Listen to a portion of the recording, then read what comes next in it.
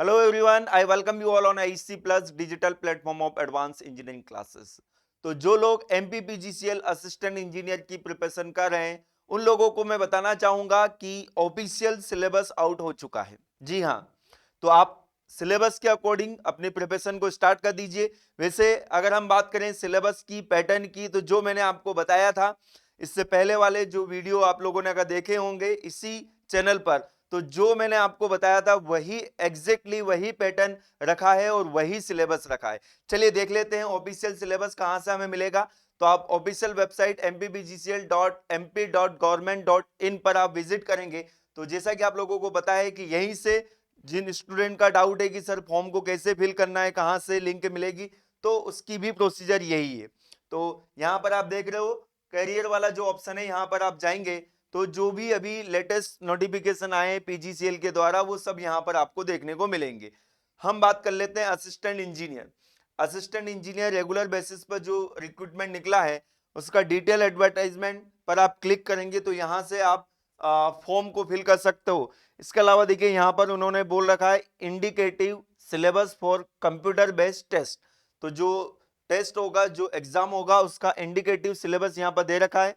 अब देखिए जैसे आप यहां पर क्लिक करेंगे तो यहां पर आप लोगों को पता होगा कि मैकेनिकल, इलेक्ट्रिकल और इलेक्ट्रॉनिक्स ब्रांच के लिए ये वैकेंसी है।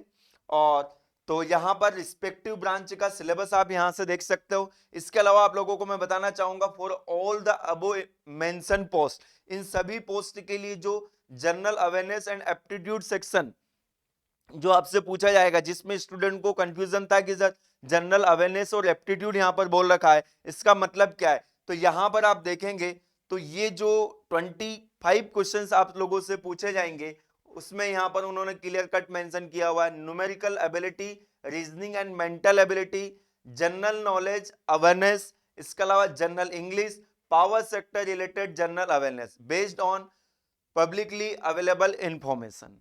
तो देखिए यही मैंने आप लोगों को बताया था कि ये जो 25 क्वेश्चंस आप लोगों से पूछे जाएंगे नॉन टेक्निकल के, वो इन 5 टॉपिक से, और ये भी आप ध्यान रखें कि सभी टॉपिक से 5-5 क्वेश्चंस पूछे जाएंगे। टेक्निकल का सिलेबस अगर आप लोगों को चेक करना है तो यहां से आप चेक कर सकते हो। मैकेनिकल ब्रांच के स्टूडेंट को मैंने डिटेल में ऑलरेडी बता चुका हूं। 2 पेपर जो लास्ट टाइम हुए थे जेई के, उनका पूरा एनालिसिस करके मैंने बता दिया है कि किस सब्जेक्ट से कितने क्वेश्चंस पूछे गए हैं, और वही सिलेबस यहां पर दिया हुआ है exactly. Energy and environment engineering एक एडिशनल सब्जेक्ट ऐड हुआ है, ये भी आप ध्यान रखें। इसके अलावा बाकी आप लोगों को मैंने बताया था thermodynamics, mechanics, strength of material, material technology, manufacturing process. अच्छा, पिछली बार जेई में मटेरियल साइंस से क्वेश्चन नहीं पूछे गए थे, तो यहां पर अभी मटेरियल साइंस भी इन लोगों ने मेंशन किया है। थ्योरी ऑफ मशीन से पूछे गए थे, अभी भी उन्होंने मेंशन किया है। फ्लूइड मैकेनिक्स, मैकेनिकल वाइब्रेशन जो कि थ्योरी ऑफ मशीन का पार्ट है। थर्मल इंजीनियरिंग पूरा यहां पर दिया हुआ है।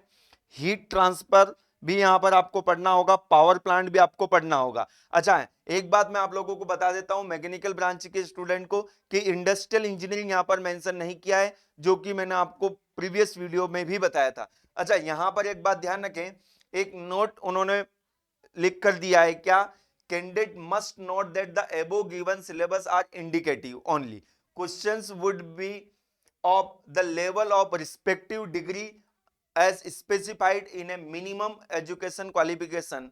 तो क्वेश्चन का लेवल में भी हो सकता है कि थोड़ा बहुत हाई भी हो सकता है। ये एक आपको इंडिकेटिव सिलेबस आपको यहां पर दे दिया है, तो इसी के अकॉर्डिंग आप लोग अपने प्रिपरेशन को कंटिन्यू रखिए।